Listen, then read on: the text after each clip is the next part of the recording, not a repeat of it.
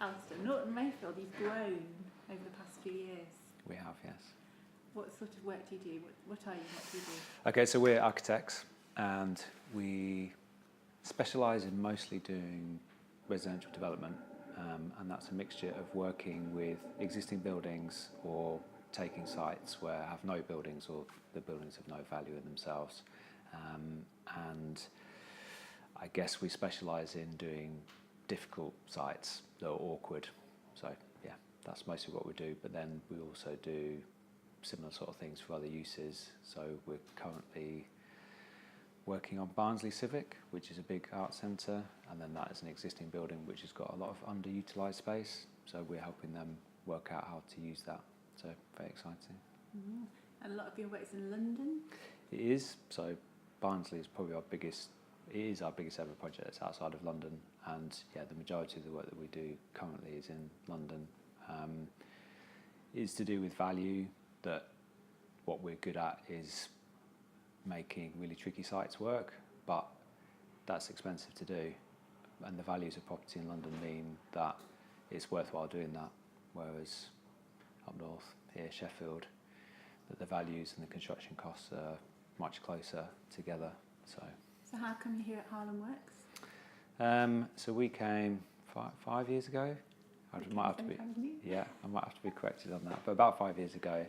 And at that time, we were quite small. I think there were 3 of us, 4 of us, or 3 of us in the Sheffield office, and we were looking for an office that we could share with other people. And we found an office with you, where we ran a shared workspace, and we had a great big desk with people sat around it with no fixed seating, and that worked really well for a few years. But then there was a big cuckoos in the nest, which was us. You guys just grew. That we were growing at that time, and there was less and less space for other people to come in. So sadly that came to an end, but it was really good. So then we moved from the other side, where ours are now, over to here, and started in the office that we're in now, and then eventually expanded into the office next door as well. And you knocked an odd wall down? We took partitions out. We didn't knock anything down. And we've refurbished both the spaces. This one was in a real state because it was a cobbled together music studio, and in taking out the stuff that they cobbled together, we found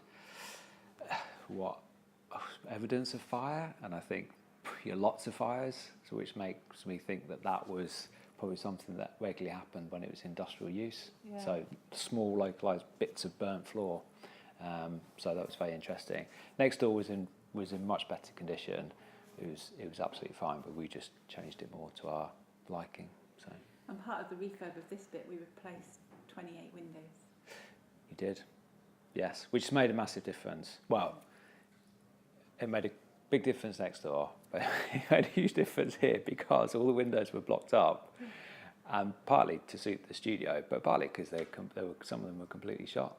And the ones that weren't, they looked like they were, at some point in the past, someone had been down to Builder's Merchant and got a bit of wood to knock up some windows, made their own windows, so they weren't great. But yes, it's great now. It's a great space now. Yeah. But I guess I meant, why were you in Sheffield? Okay, so why wouldn't you be in Sheffield? Yeah, Sheffield's great. So we love the outdoors, and I'd lived with my family in London for quite a few years, hence the connection with London projects, and moved to Sheffield not long after setting up the business.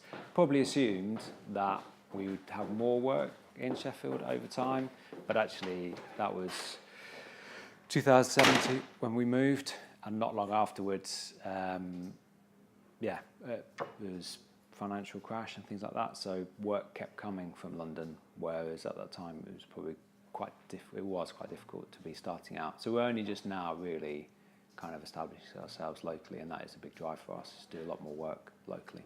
But one of the reasons to be in Sheffield is the quality of the life. Oh yeah, of course, yeah. So the outdoors, the Peak District, Sheffield itself, pace of life. I didn't sleep properly for the first few nights I moved to Sheffield because it was so quiet. I kept waking up, I can't hear anything. Very different to London. London's great, and we really enjoyed our time there. But Sheffield edges it, definitely. And where do you get your stuff from then?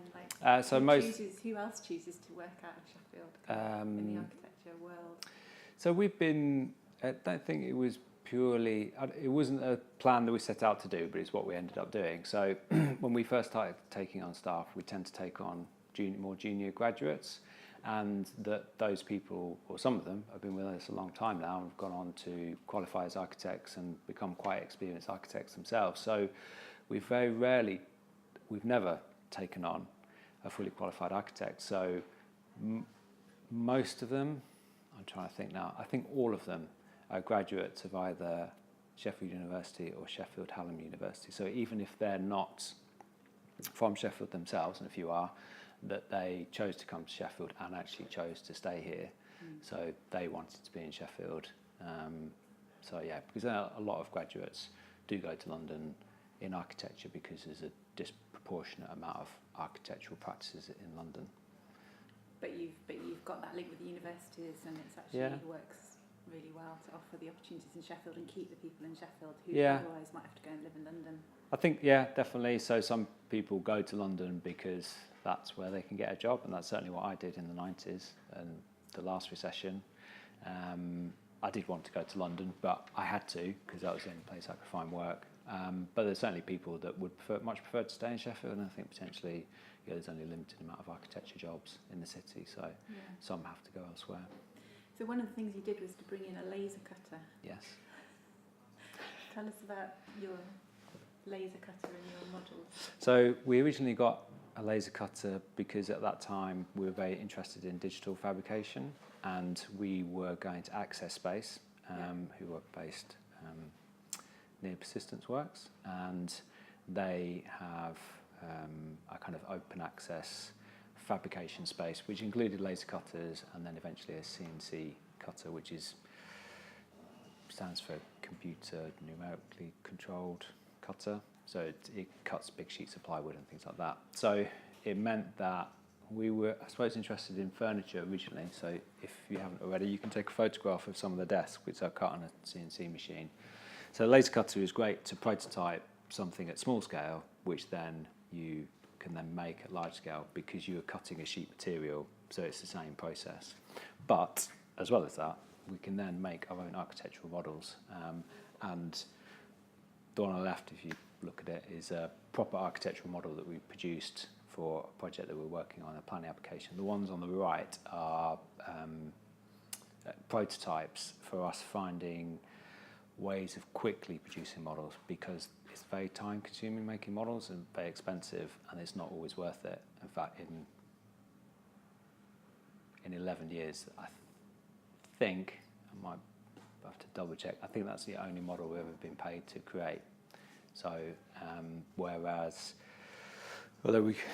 because we create 3D computer models on the computer of things that we're working on, and then from that we then produce two-dimensional drawings or three-dimensional depending on the need, we've got that information such that then we should in theory be able to turn that quickly into a physical model. And it's great to see things on the screen, but it's also great to have a physical model in front of you to help us in our design process, but also to help conversations with other people.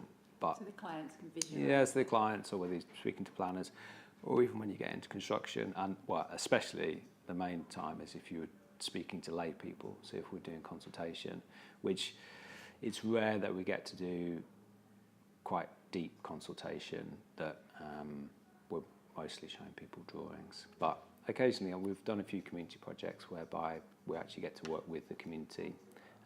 So it's really useful. So if we can continue the prototyping, which we have to find the time for, because we're not getting paid for it, if we can find the time to do that, it's something then we can put into our regular workflow, which will be great for us. So, and it will almost certainly end up being a combination of laser cutting and 3D printing in the end. So. And I remember the laser cutter arriving and coming up on this forklift in a wobbly way, and then taking your window out. It might have looked wobbly, but it was carefully orchestrated and safe. Lent by a neighbour across the road. Yeah, it was very good. So it was teamwork. Very good. It was the local community came together to help us.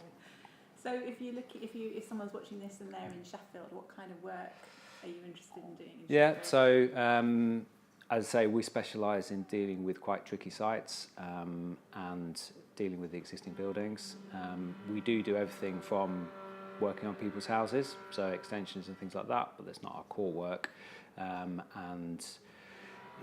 projects that are kind of up to £5-10 million in construction cost. So, as I say, Barnsley Civic is one of the bigger ones we've got at the moment. We have housing projects in London which are a similar size, kind of 26 flats is one of them working at the moment, and that was making use of an existing residential block, but extending it and, well, quite massively overhauling it. But we're actively seeking to do more work with housing associations, certainly locally, and I personally have experience of doing that in the past, and I'll be very lucky that I've been able to work on a mixture of social housing and private developer housing, which is great, but it's not something we've done in the last 10 years, so we're very keen to I think that's Johnny downstairs. Yeah, so it's great. It's one of the great things about we can hear Johnny building his furniture. Yeah, it's luckily we don't need a perfectly silent space to work in, because it's quite busy. we get guys making things downstairs, and then later in the day, in the courtyard. Yeah, people in the courtyard, which is great. And then at the end of the day, you get the neighbouring buildings with their uninsulated band practice rooms, which can be great. Sometimes it's not so great, but it's all great as part of the fantastic atmosphere here. So if people want to find out more, have you got a website?